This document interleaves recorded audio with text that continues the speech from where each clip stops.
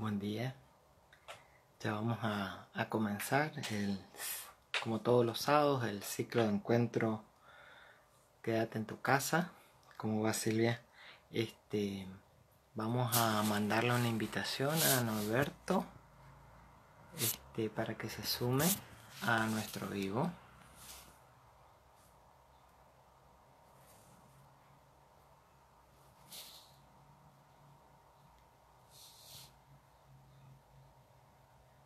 ¿Cómo va, Delicia? Ahí le mandamos una invitación a Norberto. Vamos a ver si puede ingresar. ¿Cómo vas, Lucio? Le mandamos estamos esperando que se sume Norberto al vivo para dar comienzo al encuentro que denominamos Quédate en casa. ¿Cómo vas, Norberto? Hola, buen día, Darío, ¿cómo te va? Bien, ¿y vos? Muy bien. Le estaba comentando a la gente que ¿vos me escuchás bien? Sí, te escucho bien, sí, sí. Bien, bien, bien. Vamos a darle tiempo al sistema, seguramente ya ahora te voy a poder ver bien en vivo. Norberto Alayón es licenciado en Trabajo Social, es profesor consulto de la UBA, fue vicedecano de dicha facultad entre el año 1998 y 2002. También fuiste profesor de la UNE, de la UNAM, de la UNICEM, coordinador académico de la CELAT. Y fuiste candidato a gobernador de la provincia de Misiones por la FIP, Norberto. Esa no la tenía, te estuve googleando un poco y en el Wikipedia sale ese dato, no sé si es así. Sí, sí, sí, es así, del año 1975, allá en Misiones, que Ah, era, el candidato no era de la FIP, sino el FIP, Frente de Izquierda Popular. bien. Pero También bueno, es autor. no salí como gobernador. Bueno, habrá faltado algunos votos, digamos. También es autor de una vasta bibliografía. Nosotros te convocamos hoy, Norberto, para hablar sobre los 40 años del libro, los 40 años de la reconceptualización, centrarnos por ahí un poco en ese momento histórico del trabajo social. Y también, bueno, después interpelarte por algunas otras cuestiones de la profesión y dialogar un rato con vos, que sos como un referente para todos los que nos formamos en esta disciplina. Y a mí me gustaría Ya. preguntar, en principio, ¿cómo surge ese libro de 40 años a 40 años de la reconceptualización del trabajo social latinoamericano? Ya. Bueno, en principio, déjame decirte que, bueno, que les mando un saludo muy grande a toda, fundamentalmente a toda la correntinada, y muchas gracias por esta invitación. Eh, Creo que yo te había comentado en algún momento, yo viví y trabajé en el año hace mucho tiempo, en 1971 en Corrientes, y trabajé ahí como profesor en la Escuela de Asistentes Sociales, así se llamaba, y también en el Hospital Psiquiátrico de San Francisco de Asís. Ahí me dieron el alta en el hospital, por eso ahora estoy acá. Este, y bueno, y además tengo una relación de afecto muy importante con esa provincia y con todo el Nordeste, porque de Corrientes son mis dos hijas y mis cuatro nietos, que siguen viviendo ahí en Corrientes Capital. De modo que para mí es una relación especial, este, porque formó parte de mi vida Corrientes y Misiones. Y bueno, te agradezco mucho a vos y a los compañeros de Corrientes esta posibilidad de conversar un rato con ustedes, esperando que, bueno, que les pueda ser útil estas viejas y nuevas reflexiones sobre nuestra profesión, el trabajo social. Vos me decís, por qué surgió este libro? Bueno, porque el tema de la reconceptualización es un tema central, lo fue y lo es para nuestra disciplina. Y a la altura del año 2005 aparecía casi como el reconocimiento de 40 años de la reconceptualización. ¿Por qué? Porque si bien las fechas no pueden ser tan estrictas, se dan a reconocer usualmente a la altura de mediados de los 60, 65, 70, la irrupción, la emergencia de este movimiento, de este proceso de reconceptualización, y entonces en ese momento, en el 2005, aparecía que eran los 40 años. Ahora ya pasaron los 50 años y los 55, y sin embargo sigue estando muy vigente la reconceptualización por varios motivos que vamos a ir conversando. Y ahí aparecía, desde luego, el recordatorio histórico de los orígenes geográficos, digamos así, de la reconceptualización, porque se inició fundamentalmente en los países de Brasil, de Uruguay, de Argentina, luego Chile y de toda América Latina, con distintas particularidades. Y en ese momento, a la altura del año 2000, ahí apareció un cartelito, no sé si se está viendo mi imagen y si es correcto, dice Instagram no responde, desea cerrarla. ¿O me estás escuchando, Darío? Sí, no, yo te escucho bien, lo tengo como buscando la imagen para poder mostrarte, no te puedo ver, o sea, veo una foto tuya. Ajá, claro. ¿Ves? Bueno, O sea, aquí aparece un cuadro que tal vez no convenga tocarlo porque dice Instagram no responde, desea cerrarla y dice informe, espere o aceptar.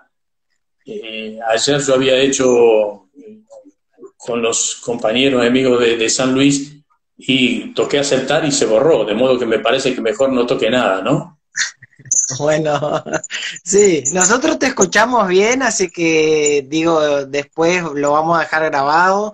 Lo importante es escuchar tu opinión y tus conceptos, Norberto. Está muy bien, está muy bien. No es necesario que vean mi rostro, que ya va acumulando semestres y años, indudablemente, por el paso del tiempo.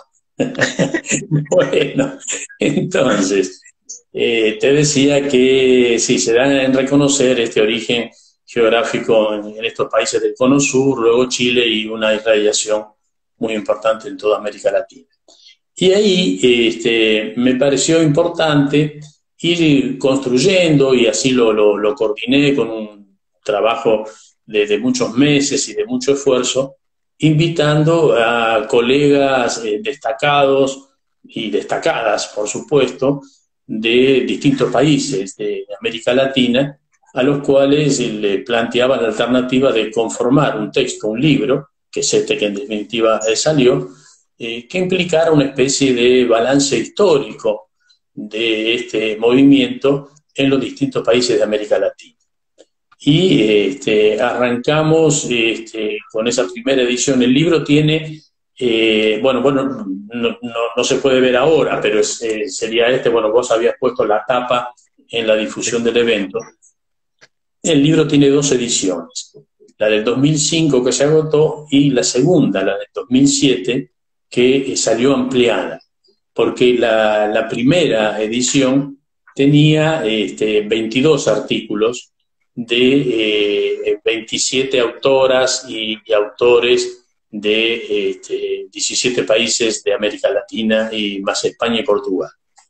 Pero la segunda edición, la definitiva del 2007, que es más voluminosa, tiene 25 artículos de 30 autoras y autores de 18 países de América Latina, más España y Portugal, que hay 2 artículos también.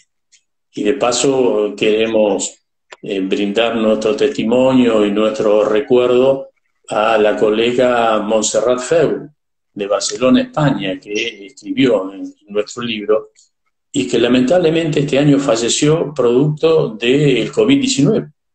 Sí. De modo que con mucho reconocimiento a Montserrat hacemos este lamentable recuerdo en este momento. Y bueno, eso implicó realmente la elaboración de este libro, que ha tenido y sigue teniendo una repercusión y un uso muy importante en distintos centros de formación de América Latina, porque recoge las opiniones de autores de diversos países muy calificados. Bueno, de Argentina estábamos, además de mi trabajo, estaba Nora King, estaba Natalio Kirchnerman, que también falleció en la segunda edición. Él ya había fallecido y ahí mencionamos. De Brasil está Paulo Neto, Vicente Fleiros, y en la segunda edición hemos incorporado a Luis Acosta, un colega uruguayo, pero que vive hace mucho tiempo en Brasil. Bueno, Luis Araneda, chileno, pero de Ecuador, Lorena Molina de Costa Rica, Teresa Porcecanqui de Uruguay, en fin, Omar Rus y Janet Hernández de Chile, y también colegas de México, especialmente en la segunda edición, que incorporamos un texto de Rito Maldonado de Chihuahua, Ciudad Juárez de México. Y ahí también agregamos un nuevo capítulo que no estaba en la primera edición, de Estela Maris García, que es una colega muy distinguida de Paraguay. Bueno, y eso le da al libro una especie de carácter de cierto balance, inventario casi, de componente de esta patria grande latinoamericana, tanto por los perfiles que se fueron sumando, como, bueno, como por las aspiraciones inconclusas de nuestras naciones, que requieren todavía procesos de emancipación más fortalecidos. Así que ese fue el origen de este libro, con el cual estamos muy orgullosos de haberlo podido impulsar y publicar con la editorial Espacio de Buenos Aires, y que sigue siendo de mucha utilidad para los estudiantes de las nuevas camadas, que tienen que ver indefectiblemente, independientemente de mi libro, por supuesto, pero tienen que estudiar indefectiblemente lo que significó el movimiento de reconceptualización en el país y en América Latina. Y Norberto, ¿cuál es el saldo que crees vos dejó ese movimiento de reconceptualización en la profesión? Es muchísimo. No solo que dejó, porque la reconceptualización no está fenecida, la reconceptualización no ha muerto, como por ahí aparecían algunos colegas que en algún momento creían que eso era algo concluido. No, eso está inconcluso, y la esencia de sus aportaciones sigue absolutamente vigente. ¿Por qué? ¿Cuál fue en todo caso, las principales contribuciones de este movimiento? Vos sabés, y bueno, todos los que están en esta profesión lo saben y lo sabemos, que la vieja asistencia social y aún la acción del trabajo social en la actualidad está intrínsecamente ligado y relacionado con los fenómenos de la pobreza, de la exclusión, de la desigualdad. Pero la pobreza no pertenece al campo de la asistencia social o del trabajo social. La pobreza pertenece al campo de la economía. Y la economía está inserta en determinados modelos de funcionamiento social que rigen en nuestros países. ¿Y cuál es ese modelo de funcionamiento social que rige en la inmensa mayoría de los países de América Latina, por decir prácticamente la totalidad? Es el sistema capitalista, un sistema intrínsecamente antidemocrático, generador por antonomasia de la pobreza y de la exclusión, y que luego requiere de determinadas acciones tendientes a paliar o atenuar parcialmente los problemas que generan. Enormes problemas de construcción de pobreza, de exclusión y de desigualdad. Y entonces, ¿qué es lo que aconteció en esos mediados de la década del 60, el despliegue de los 70, donde había un clima muy propicio? Ahora vamos a hacer alguna mención, si les parece a ustedes. La principal aportación fue que la reconceptualización comenzó a identificar y a reconocer el origen de la desigualdad social en las relaciones de dominación existentes en la sociedad.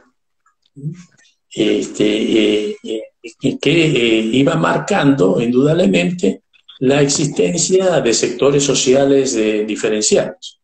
Y eso implicó ir cuestionando las propuestas anteriores que desde el trabajo social, bueno, en esa época no estaba tan extendido la denominación de trabajo social, sino de servicio social, que planteaba la integración o la adaptación de los sectores marginales o desadaptados. Entonces, en el campo de las ciencias sociales y en el campo del trabajo social, había, y a veces todavía sigue existiendo de manera significativa, una concepción restringida, limitada e ingenua de no poder reconocer que el origen de las desigualdades sociales está articulado absolutamente a los modelos de funcionamiento social.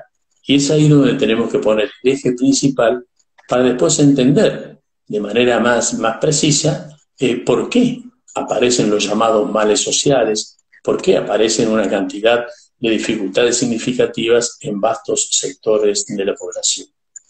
De modo que ese fue y es el principal aporte del movimiento de reconceptualización. Reconocer fundamentalmente el origen de las desigualdades sociales. Porque los problemas sociales que implican una construcción social tienen un origen social y no individual. La gente no tiene una vocación personal y masoquista de decir tengo problemas y estoy agradado y muy contento de tener problemas de alimentación, de salud, de educación, de vivienda, de seguridad social. Esos son padecimientos que se les impone a ciertos sectores sociales en virtud de tal o cual modelo de funcionamiento social.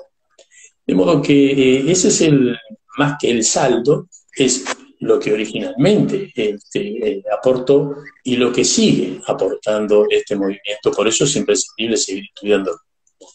Porque, mira, Darío y compañeras y compañeros, hay una especie de creencia, y en ese sentido se intentaba enfatizar, como reivindicar un principio de causación individual. Esto que estamos diciendo, es como que si la gente tendría una responsabilidad personal o individual en relación a los problemas de los cuales y por los cuales son víctimas. Y eso sigue estando vigente en la actualidad, cuando el neoliberalismo reivindica la noción de meritocracia y dice a la gente tiene que esforzarse para salir de su situación y tienen que poner, si no pueden trabajar de tal cosa, tienen que ser innovadores y tienen que poner una cervecería artesanal, que algunos de ellos se deben estar masticando los vasos de cerveza, porque los problemas no se resuelven de esa manera. Implicaba realmente el intento de desconocer la influencia central del capitalismo en la generación de los problemas de pobreza, de desigualdad, de exclusión, en los llamados males sociales. Es decir, se pretendía y se pretende adjudicar a las propias víctimas del sistema la autorresponsabilidad de los problemas que les fueron externamente impuestos. Y decime vos si eso no es lo que siguen repitiendo los mentores del neoliberalismo en la actualidad. De modo que esto es lo que a nosotros nos hace afirmar que la reconceptualización no solo no ha muerto, está absolutamente vigente, constituyó un momento absolutamente relevante de nuestra profesión y hay que seguir absolutamente atento a sus contribuciones en ese sentido. Así es. Yo te quería preguntar, Norberto, por ahí no sé si te lo han preguntado, pero sí. Cuando uno lee los libros de historia, que los ve como muy lejos a los acontecimientos, una de las cosas que uno imagina o imaginan los estudiantes es que había mucho trabajo social y mucha militancia, que es lo que me parece a mí hoy no se ve tanto. Ajá. No sé si Bueno, eso bueno, era así en esa época, digo, o militaban políticamente y militaban desde las ideas también, digo, bueno, las ideas hay que militarlas en la realidad porque si no, no se concretan. Pero digo, me parece que ahí había como una efervescencia que lo hacía como más interesante, más provocador al trabajo social, y que eso como que el neoliberalismo fue socavando la subjetividad de los sujetos, y hoy, viste, es como que, bueno, sí era una cosa que creían estos, viste, y no se puede hacer nada, digamos, ya nos dimos cuenta que no se puede hacer nada. ¿Qué opinión claro. tenés de eso? No, el tema es que todos los procesos en el campo de las ciencias sociales y humanas tienen que ser entendidos y analizados en su relación con el periodo histórico en el cual se produce. Entonces, si uno se remonta a mediados de la década del 60, de los 70, cuando emerge el movimiento de reconceptualización, y después, si te parece, podemos hacer algún comentario breve de las influencias que recibió para la gestación de este movimiento, uno debe recordar hechos históricos en América Latina y en el mundo importantes. Estábamos atravesando desde el año 59 la emergencia de la Revolución Cubana con un paradigma cualitativamente distinto y de debilitamiento y de destronamiento de una terrible dictadura anterior que venía soportando el pueblo cubano de mucho tiempo atrás. O a la altura de el año 1968, el Mayo francés, que realmente implicó una contribución en este proceso de politización que vos mencionás, no solo para Europa, sino también para América Latina. O en Argentina, el Cordobazo de 1969, ¿no? O en 1970, la asunción de un gobierno socialista en Chile, del cual ahora se cumplen 50 años, exactamente, ahora el 2020, en septiembre, con la presidencia democrática de Salvador Allende. De modo que había en ese periodo para las ciencias sociales y para el trabajo social un clima propiciatorio, muy contribuyente a que la dimensión política estuviera mucho más presente en las ciencias sociales y en el trabajo social. A pesar de que también había adversidades desde el punto de vista de la ausencia de gobiernos democráticos, porque Argentina desde el año 1966 estaba en dictadura, con aquel pigmeo oligárquico que fue Juan Carlos Unganí, y después Levington, Lanús y demás. Brasil estaba también en dictadura desde el año 1964. Otro tanto, Uruguay desde el año 1973, que también estaba en dictadura. De modo que había procesos contribuyentes a un fenómeno de mayor politización en América Latina, y también había presiones retardatarias en términos de dictaduras cívico-militares. Bueno, las dictaduras siempre son cívico-militares, ¿no? Eso es innegable. Que se registraban en distintos países de América Latina. Pero este movimiento fue recibiendo distintas aportaciones e influencias que le fueron dando este carácter que vos mencionás de una incorporación de perspectivas diferentes, un develamiento importante, esto que decíamos recién, tiene una altísima dimensión política de reconocer el origen de las desigualdades sociales en el modelo de funcionamiento social de la época, y eso entonces generaba realmente una cuota de esperanza mucho más marcada en el campo de las ciencias sociales y en particular del trabajo social, como para poder contribuir a la construcción de una sociedad distinta. Y ahí aparecieron influencias diversas para la construcción de este movimiento. por un lado, muchos de ustedes lo recordarán, las aportaciones de lo que se dio a denominar en esa época la teoría de la dominación y la dependencia, que no era en definitiva nada más y nada menos que reconocer el carácter de no plena soberanía de los países de América Latina, la dependencia estructural de los centros hegemónicos de poder mundial, especialmente de Estados Unidos, y que eso generaba un impedimento significativo para el despliegue y el desarrollo de nuestros países. Por eso, con la aportación de distintos cientistas sociales, se fue construyendo eso que se llamó la teoría de la dominación y la dependencia. Estábamos dominados y estábamos dependientes. Ahora, ojo, eso no quiere decir que en la actualidad, en el 2020, no estemos también dominados y dependientes de, fijémonos qué es lo que viene aconteciendo con el fenómeno de la deuda externa y con la dependencia estructural de los Estados Unidos de Norteamérica.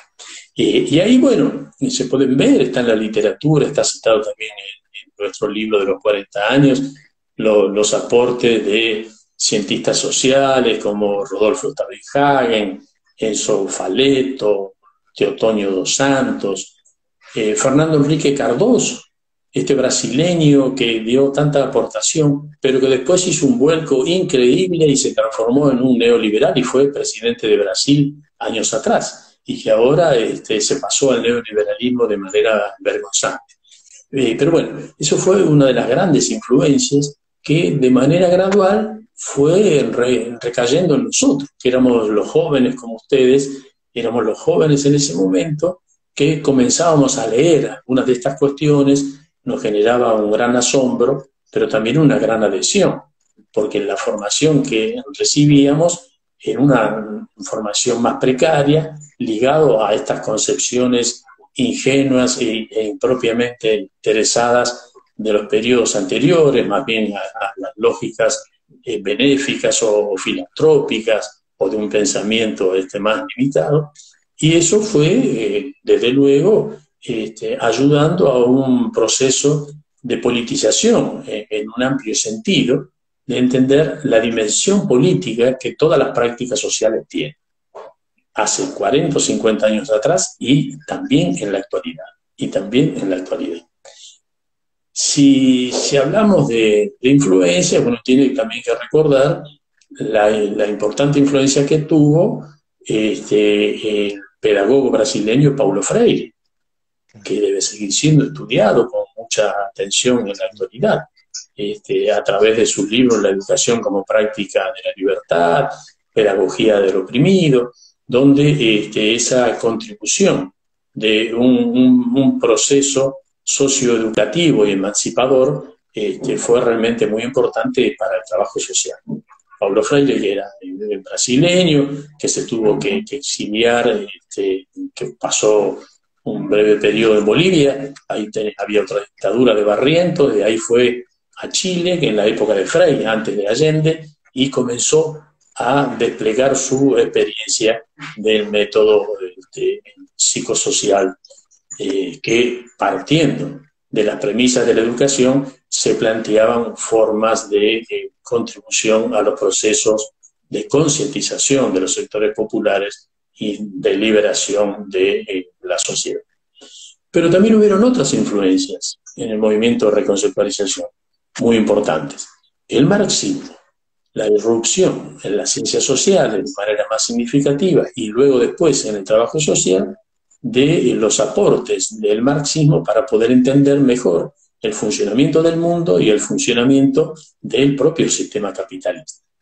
Todo eso era realmente una especie de shock conceptual, porque los trabajadores sociales veníamos de lecturas más precarias, de planes de estudio donde no se planteaba para nada estas dimensiones y esta perspectiva, y fuimos teniendo ahí una especie de incorporación y participación precaria, balbuciante, a veces sin poder entenderlo con precisión, pero eso nos permitía avanzar y nos permitió ir construyendo otra perspectiva. Y yo diría que hubo una cuarta influencia, también muy importante, que fueron los aportes de la teología de la liberación, lo que después fueron llamados los curas del tercer mundo o los curas actualmente de la opción por los pobres, que generaban desde su posición religiosa y desde un cristianismo absolutamente comprometido, vigoroso y revolucionario, desde luego, que contrastaba con las opiniones tradicionales de la Iglesia oficial. De modo que ahí, desde la teología de la liberación, también se plantearon aportes importantes para este movimiento. Entonces, todo eso recaló en lo que vos notás en la actualidad, Darío, vos y el resto de los compañeros, que había una impronta de reivindicación de la dimensión política mucho más fuerte, no solo en relación al periodo anterior, sino luego, después, a partir de los periodos de reflujo que se fueron registrando en América Latina, nuevamente a partir de ciclos dictatoriales. Y ustedes recordarán que en 1976 Argentina vuelve a caer en otra dictadura cívico-militar, mucho peor que la de Onganía, muchísimo peor, que duró hasta el año 83, cuando se recupera el funcionamiento democrático, pero que, claro, encapsuló y limitó en ese periodo significativamente todos los aportes que se venían desplegando desde el movimiento de reconceptualización. De modo que es eso el proceso histórico que uno tiene que entender. Por eso a nosotros siempre nos interesó, y habíamos hecho también hace muchos años, habíamos hecho ese trabajo que después salió publicado, de la historia del trabajo social en Argentina, donde uno tiene que entender la importancia de reconocer las particularidades de los distintos momentos y de las distintas fechas con los procesos específicos de avance o de retroceso de las profesiones. Y ahí es una tarea permanente que, bueno, fundamentalmente ustedes, los jóvenes profesores en el campo del trabajo social, tendrán que seguir dando. Yo no, porque ya estoy jubilado, así que no me molesten más con estas cosas. No, vos sos un referente histórico para nosotros, así que siempre te interpelamos y la verdad que es un placer escucharte porque yo lo chicaneaba un poco al profe Mariani diciendo que sos la historia viva del trabajo social en la Argentina.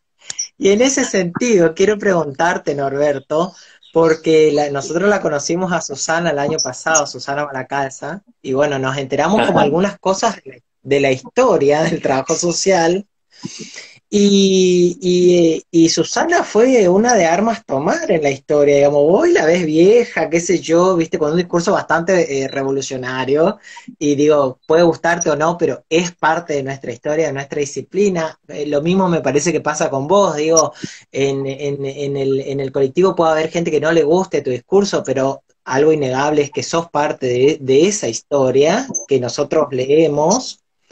Y la pregunta viene en este sentido, digo, cuando ustedes se juntaban en ese momento, porque digo, vos mirás tu historia, que fuiste parte de ese proceso de reconceptualización, digo, ¿cómo eran los debates? ¿Se juntaban? ¿Más o menos pensaban lo mismo? ¿Había lugar para todos o no había lugar para todos? ¿Cómo era eso?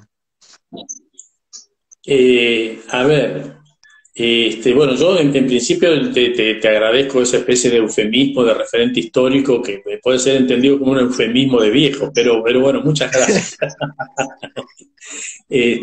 No, es cierto, más allá de los chistes, desde luego, en el caso de uno hemos participado activamente desde muy jovencitos en este movimiento de reconceptualización, porque yo estaba perteneciendo y ligado al grupo ECRO, que tuvo una participación relevante y significativa y de liderazgo en el despliegue de la reconceptualización en Argentina y en América Latina.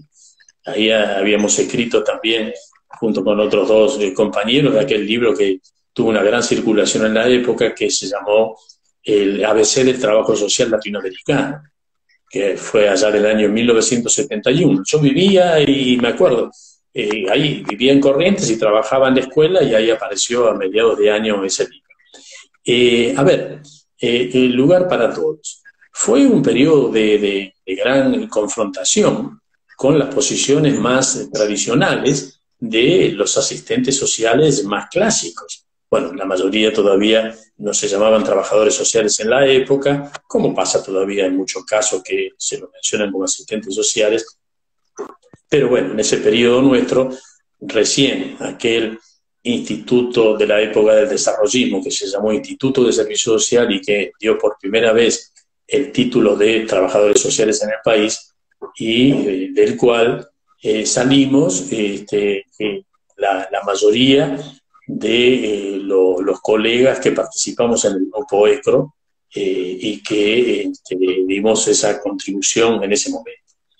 Ahora, ahí también hubieron desde luego posiciones no idénticas, porque producto de ese periodo de altísima politización, hubieron algunos colegas que entendían como la contribución del trabajo social como una contribución limitada a los procesos de la construcción de la emancipación y fundamentalmente a los procesos de la emergencia de revoluciones socialistas en América Latina. Y era un periodo latinoamericano y mundial donde parecía muy cercano la posibilidad de la construcción del socialismo. Sin embargo, ahí se plantearon algunas dificultades importantes, porque había que entender antes y ahora que aquel trabajador social que quiera optar por la revolución nacional y social, que nuestros países todavía tienen pendientes, tendrá que elegir otros caminos que no son necesariamente los caminos profesionales.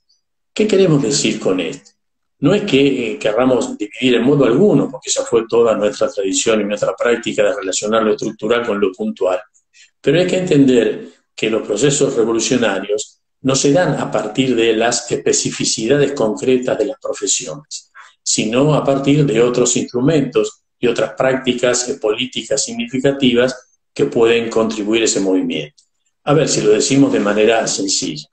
Independientemente de descripciones en uno u otro sentido, la contribución a la revolución socialista en Cuba y en algunos otros países de América Latina del Che Guevara fue hecha no a partir de su condición de médico, como universitario médico, sino a partir de su posicionamiento político y revolucionario, lo cual no quiere decir que tenga que haber una división, y mucho menos en las ciencias sociales, extrema de no considerar la dimensión política como constitutiva también de las prácticas profesionales. Pero hay que tener cuidado de no confundir en exceso, porque, y eso fue algunas desviaciones que también se produjeron en el movimiento de reconceptualización, porque a partir de estas influencias y del fortalecimiento de la dimensión política, algunos llegaron a formular la creencia de un rol revolucionario para el trabajo social.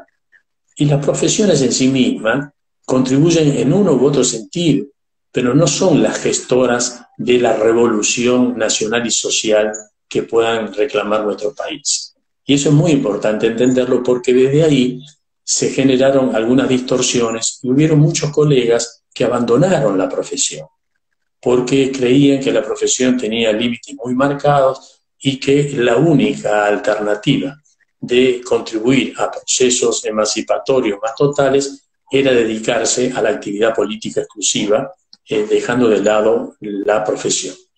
Lo cual es una opción que todo el mundo legítimamente puede obtener, pero lo que hay que entender es que si uno se va de la profesión y la abandona, los cambios necesarios que debe tener en aquella época y también en la actualidad la profesión quedan en manos de los sectores más tradicionales y conservadores.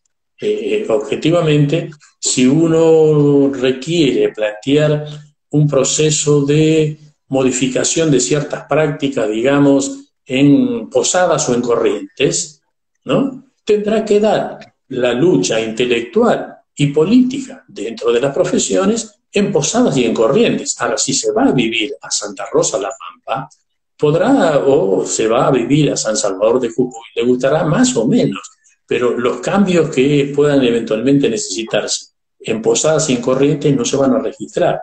¿Se entiende esta cuestión?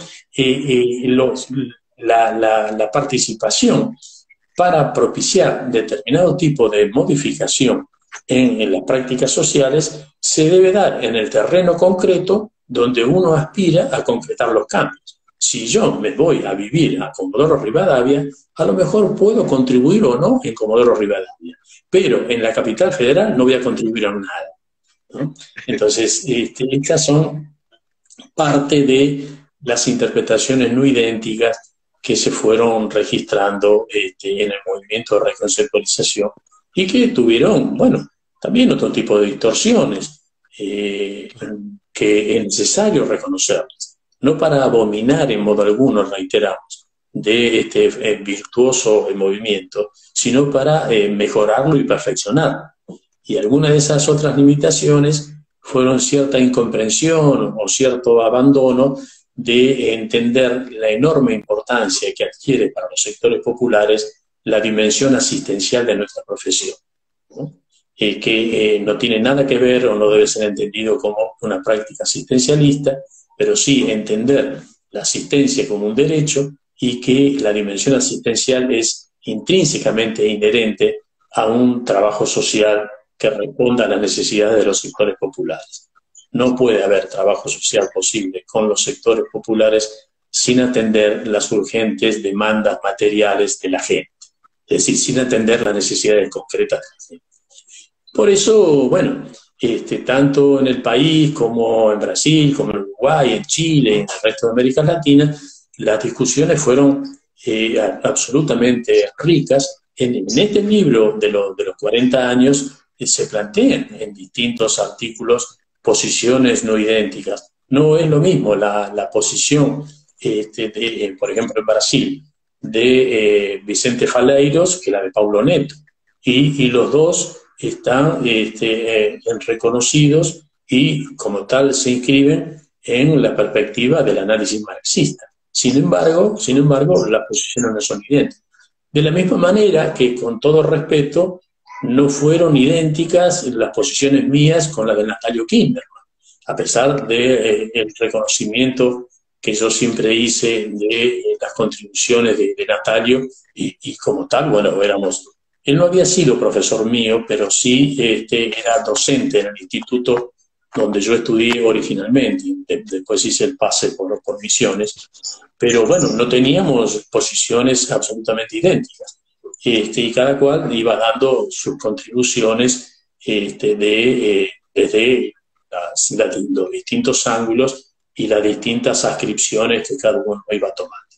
O en mi caso, que simultáneamente, cuando estaba, como vos recordabas al comienzo, como profesor en la Universidad Nacional del Nordeste, que ahí estaba originalmente incorporada a la Escuela de Posadas, y que después fue la UNAM, la Universidad Nacional de Misiones, bueno, mi opción personal fue seguir participando y contribuyendo y escribiendo y dando clases desde el trabajo social, y simultáneamente hice una opción política de militancia orgánica y dentro del marco democrático, y desde ahí surgieron, bueno, estas opciones personales, que por otro lado eran distintas a aquellas otras opciones de algunos compañeros que creían más en esos periodos en lo que podía haber sido la lucha armada, que no era nuestro posicionamiento y que con todo respeto nos diferenciaba indudablemente. Entonces, bueno, desde luego, cada uno iba teniendo opciones y alternativas de acuerdo a su propio marco de análisis y su propia decisión en ese periodo, ¿no? Y lo mismo aconteció con distintos compañeros de América Latina. Me preguntaban ustedes el otro día, creo que vos, ¿no?, de manera informal, por lo de Boris Lima, ¿no? Sí. Y que aparecía ahí en un Facebook y decía, este lo conoce o lo debe haber conocido a Boris, qué sé yo. Sí, claro. que nos conocimos con Boris. Boris es un colega venezolano, pero que está, yo hace rato que no tengo conexión con Boris, está muy alejado del trabajo social. Con él nos habíamos conocido allá como en 1977. Yo había estado preso en el año 1976. Estuve a disposición del Poder Ejecutivo por estos salvajes de la dictadura cívico-militar de Videla y compañía. Y en el año 77, bueno, yo ya había vuelto a Buenos Aires. Yo nací en Buenos Aires y estaba en un periodo muy difícil, sin trabajo, viviendo indebidamente, sin recursos, sin dinero, etc. Y ahí pudimos igualmente participar, invitados por la gente y los colegas del CELAT, del cual yo después fui coordinador académico, del CELAT en ese momento, en 1977, Centro Latinoamericano de Trabajo Social, con sede en Lima, Perú, a un seminario en Porto Alegre, donde ahí lo conocí a Boris Lima, que trataba el tema de la organización gremial de los trabajadores sociales en América Latina, y que participaron colegas de distintos países, y ahí tuvimos ocasión de conocernos personalmente. Y bueno, después en distintas ocasiones, desde luego, por ahí estaba a la altura del, habrá sido 81, claro, 81, nos volvimos a encontrar en un seminario en Guadalajara, en México, con Boris, y que en la última edición del libro mío de Historia del Trabajo Social, la quinta edición que publicó Espacio Editorial, yo coloqué ahí un apéndice fotográfico y incorporamos una foto con Boris Lima, que estábamos ahí en un hotel de Guadalajara desayunando o almorzando, no me acuerdo. Bueno, y después nos hemos visto en Buenos Aires en distintos momentos. Ahora, fíjate vos, y esto vale para ustedes que muy bien tienen que andar repasando los nombres de las contribuciones históricas de distintos autores. Boris, con todo respeto y afecto, por supuesto, que había escrito aquellos libros publicados en Historia Humanitas originalmente, había tenido yo referencias de que él estaba en posicionamientos por fuera del trabajo social, pero muy crítico del chavismo. La verdad que no sé si en detalle es absolutamente así. Sé que Boris está alejado de la profesión y no participa desde hace muchos años, pero en todo caso, reitero con todo respeto, si eventualmente fuera así, que él haya tenido una posición muy crítica del chavismo, estaríamos diferenciados, porque esa no es mi posición, más allá de los límites y de los discursos absolutamente interesados desde Estados Unidos, desde este filósofo mundial que tenemos como Macri, para decir una ironía, que de estas tonterías que dicen el país va a ir hacia Venezuela, o como esa señora que en la manifestación decía, impulsados por Macri, por Burri, por Carrió y por todos los sectores más reaccionarios, decía algo así: no queremos caer en Valenzuela, lo cual refleja que no tienen la menor idea de lo que se trata y simplemente levantan un discurso del odio sobre los procesos emancipatorios de América Latina. Y fijémonos que Chávez, que habían dado aquel impulso tan importante en Mar del Plata en el 2005, cuando se opusieron al ALCA, muchos de ustedes recordarán seguramente, y que estaba también ahí, en esa ocasión, el rey de España, Juan Carlos, semejante sinvergüenza, que ha despilfarrado los recursos españoles por todo el mundo y que pretendía que el comandante Chávez se callara. De modo que, bueno, ya ves, nos unen cosas en la profesión y eventualmente en algunas otras lecturas políticas, si nos encontráramos con Boris y charláramos de estos temas, a lo mejor no estaríamos tan de acuerdo.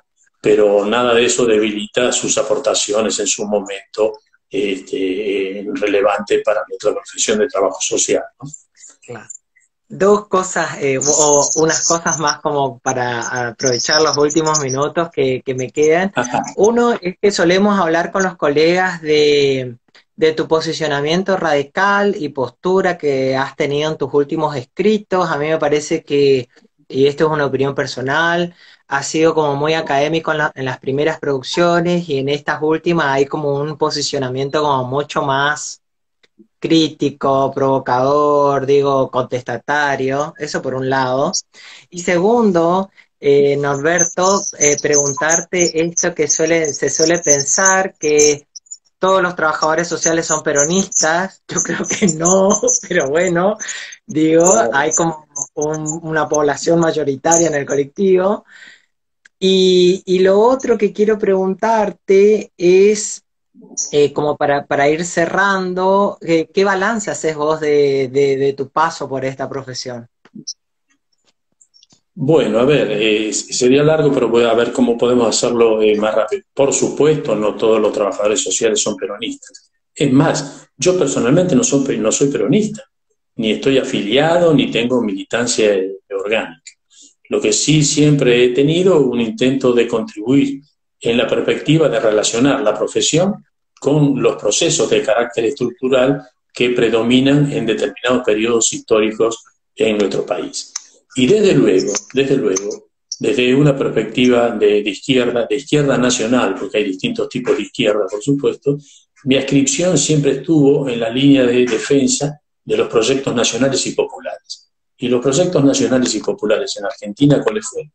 El irigoyenismo y el peronismo.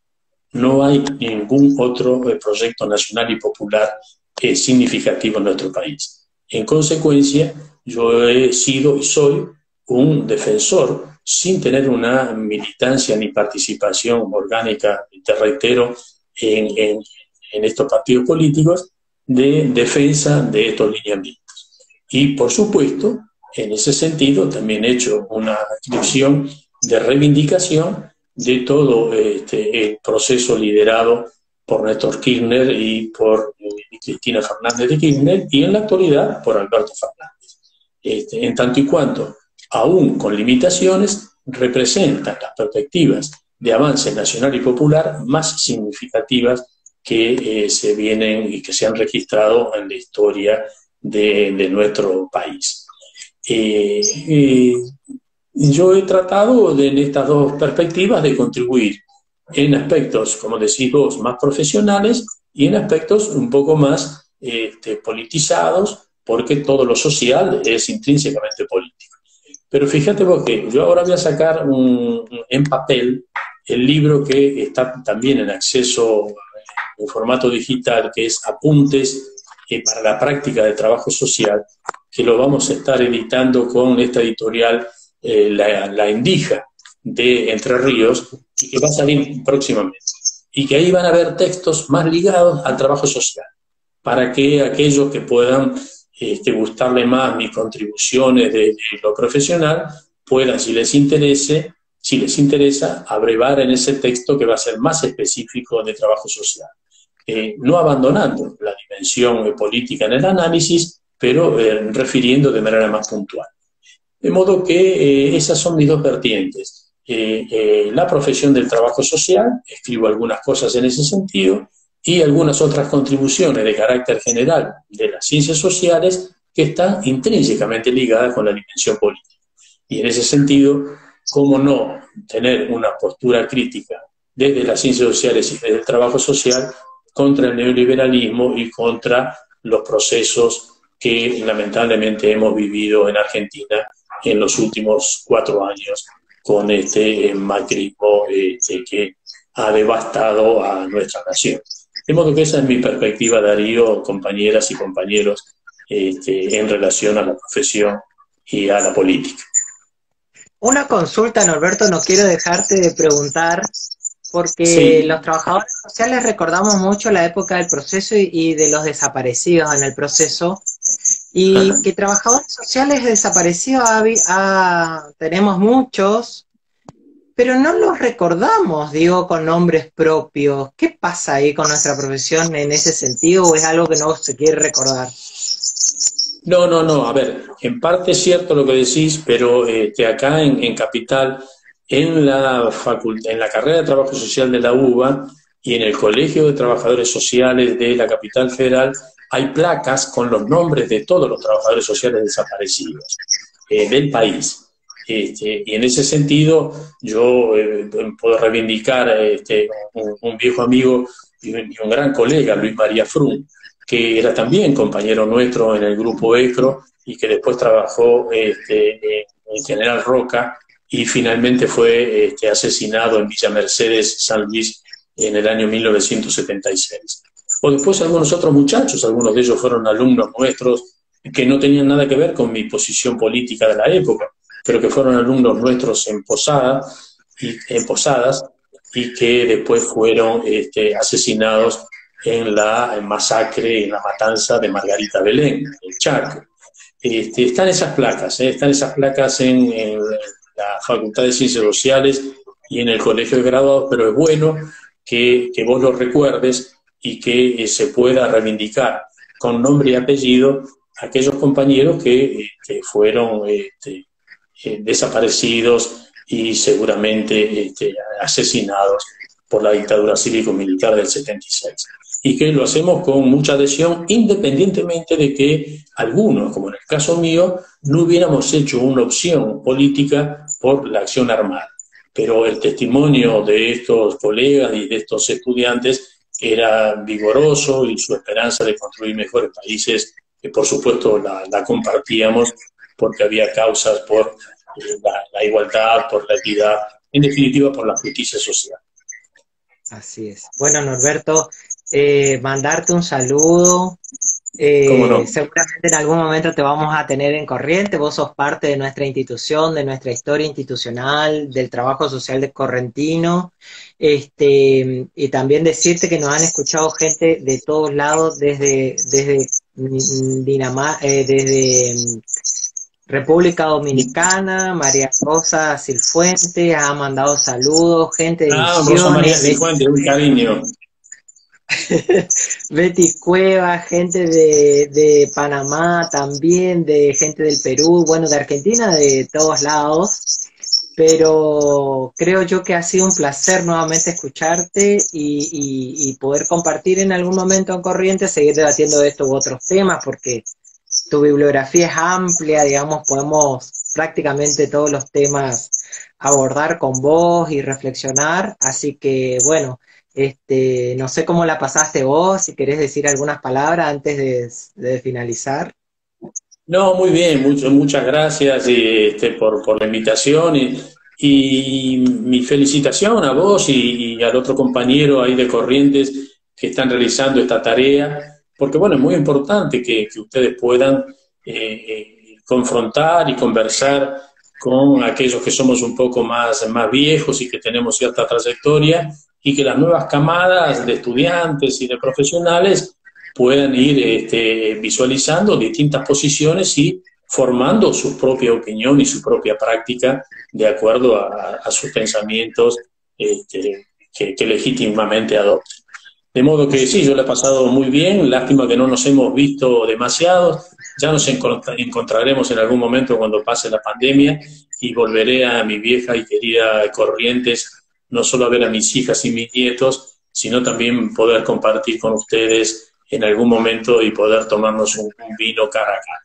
Te mando un fuerte abrazo, Darío, un gran cariño para todos los amigos que nos escucharon y hasta la próxima. No quiero dejar de decir que te encuentran en las redes sociales, te encuentran en Facebook, te encuentran en Instagram, te encuentran en los artículos que salen por página 12, que te encuentran con tus libros digitalizados de descarga gratis también y en tu blog Spot, que es de tuyo, digamos, ¿no? Para los que quieran seguir viéndote y escuchándote. Así que bueno, muchas gracias y nos estamos viendo, te mando un abrazo, seguramente con un pronto encuentro en Corrientes. Chao, chao.